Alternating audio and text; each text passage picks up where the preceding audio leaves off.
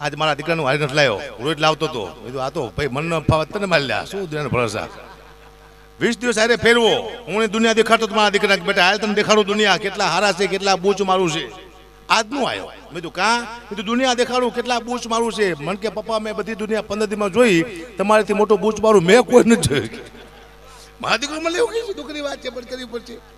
ઘણી દુઃખની વાતો છે મારી પાસે. જો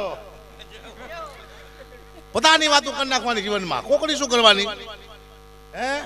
4 કલાકની ગાડીઓ ભટકી જશે. મારી બાપુ ફોર્ચ્યુનર હમણાં મેં દીધી મોરે મોરો ટેન્કરની પાછળ 4 સારી. પછી મેં ફોન કર્યો દરબારને ગુજરાત ભાઈ, કીધું મને ધનાના પાર્ટી એક્સિડન્ટ થયો છે, મને તમે લઈ જાઓ ને હળવદ મૂકી જાઓ.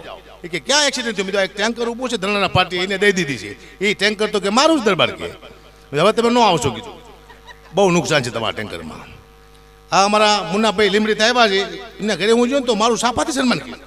બીજું કેમ દરબાર સાપાથી સન્માન કર્યું? કે તમે ગઢવી છો એટલે સાપાથી, બાકી બીજાનું લાફાથી કરી છે. કે દુઃખની વાત છે પણ મારે કરવું પડશે જીવનમાં. ઘણી વાતો છે મને ખબર પડી જાય છે. હું હમણાં બાપુ એક છોકરાએ ગાડી નથી 25 લાખ રૂપિયાની, એને બાપાને કે પપ્પા પાછળ જોવો તો હું રિવિશ મારું છું, કાંઈ છે નહીં ને. એને બાપા કે બેટા 2 વીઘા હતી વેચીને ગાડી લીધી, હવે વાંહે કઈ છે નહીં બેટા, આવા દો સીધી. જય સીતારામ, પૂરું થઈ જાય. મારા દીકરાએ મને પૂછ્યું બાપુ કે પપ્પા તમે આવ્યા પછી દુનિયામાં શું શું થયું? મેં કીધું બેટા હું આવ્યો એટલે 7 વીઘા જમીન વેચી આપણી. હું આવ્યો તો ઘણા ઘરમાં ઝઘડા થઈ ગયા, મારા આવાથી આ દેશમાં ઘણું નુકસાન છે. કીધું પછી એને મારું બાપુ મસ્ત ગીત બનાવ્યું છે, સાંભળાવું તમને. કે મારા પિતાના પગલા જ્યાં જ્યાં થાય ત્યાં ત્યાં હવનું પૂરું થાય. મારા પિતાના પગલા જ્યાં જ્યાં થાય ત્યાં ત્યાં હવનું પૂરું થાય. એ મારા પિતાના પગલાની વાત નો થાય, મારા પિતાના પગલાની વાત નો થાય. બધી જમીન વેચાઈ જાય. મારા પિતાના પગલા જ્યાં જ્યાં થાય બધાયના ઘરમાં ઝઘડા થાય. એવા જ પગ છે મારા. લાખો ચાહકો છે બાપુ. એક ચાહકના ઘરે હું જો, મને જોઈને ગાંડા જેવો થઈ ગયો. અકાપા આવ્યા અને પાણીનો તાટ લાવ્યો મારા પગ ધોવા.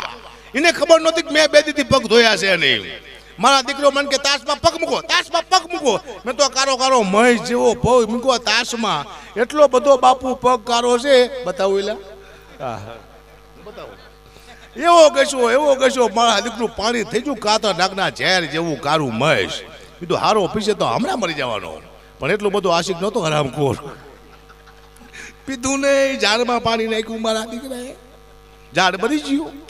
સાહેબ ઝાડને બાળીના કેવા પગ છે પણ ચાલે છે, આને કૃપા કહેવાય છે બાપુ.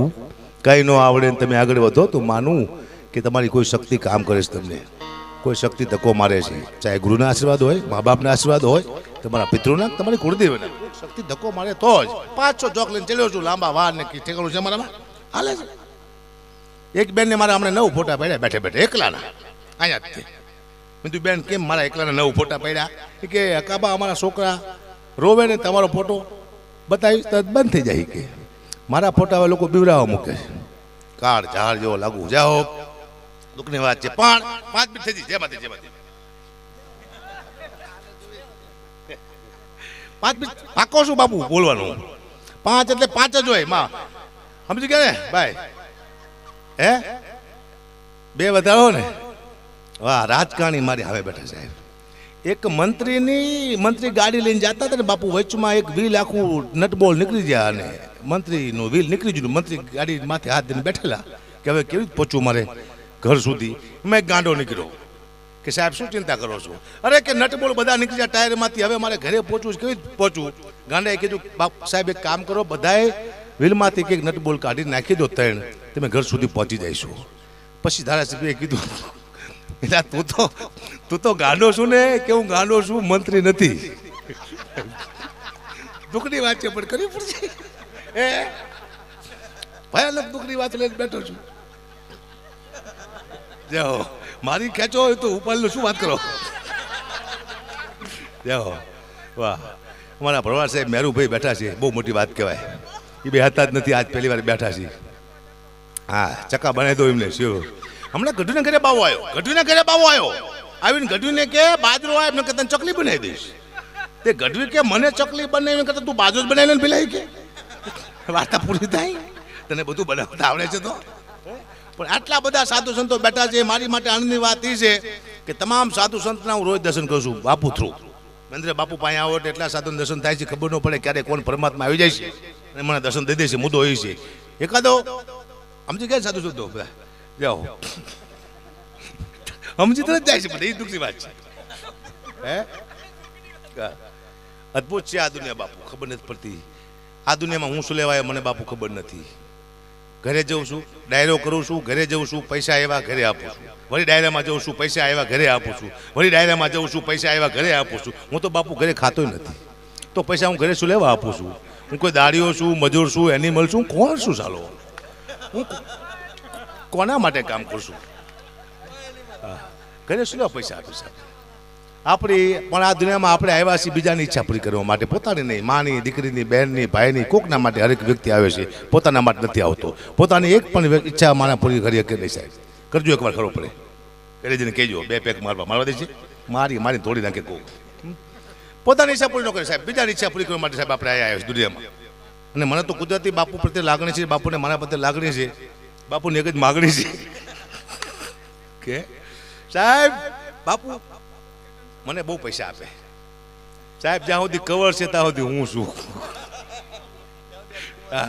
કવર છે ત્યાં સુધી આ કુંવર છે જય હો સાહેબ કોરોનામાં અમને કવરની કલાકારને બાપુ ટેવું પડી જશે કોરોનામાં ભાઈ પ્રોગ્રામ બંધ થઈ ગયા અમને રાતે ઊંઘ નહોતી આવતી હું રાતે હું તો મને ઊંઘ ન આવે મારી દીકરીને ખબર પડતી કે મારા પપ્પાને કવર નહીં મળતા હું છે નહીં 100 રૂપિયા નાખીને કવર મારા ઓછી કે મૂકું પછી પણ ઊંઘ આવી ટેવ જ પડી જશે કવર દુઃખની વાત છે પણ કરવી પડશે મારે જીવનમાં આનંદ કરાય સાહેબ હમણે જિગ્નેશભાઈએ બાપુનો ડંકો વગાડ્યો પછી તરત પંડ્યાનો ડંકો વગાડ્યો 2 ડંકા અહીંયા વગાડી જિગ્નેશભાઈ ઉતર નીચે બોલો 2 ડંકા સાહેબ હવે ત્રીજો ડંકો મારી પાસે છે ને હું શું વગાડીશ કોનો વગાડું ડંકો બાપુનો ડંકો તમે વગાડી હે દુઃખની વાત છે પણ બાપુ કર્યું પણ જીવનમાં પણ બાપુ કલાકાર દાદા બાકી મને ખબર છે આપણે બધાને ન્યાય મળવો જોઈએ કારણ કે બધા કલાકારનું અહીંથી વિનંતી કરું છું 8 કલાકાર છે અડધો કલાક લે તો બધાને વારો આવી જાય તો હું ગુજરાતમાં જેને સાંભળવાય જિંદગીનો લાવો કહેવાય અને બહુ મોટું નામ દેશ વિદેશમાં અને ઘણા વર્ષોથી એક જ ધારા ચાલ્યા રાખે એવા પ્રોગ્રામ હોય અને એવા કોઈ ગાયક હોય સુરીલા તો ફરીદાબેન મીર છે એમને કહું એમને મજા આવ્યો રાહુલને આવી કોઈ જોરદાર તાળીના ગડગડાથી વધાવો ફરીદાબેન મીર જય રામા પીર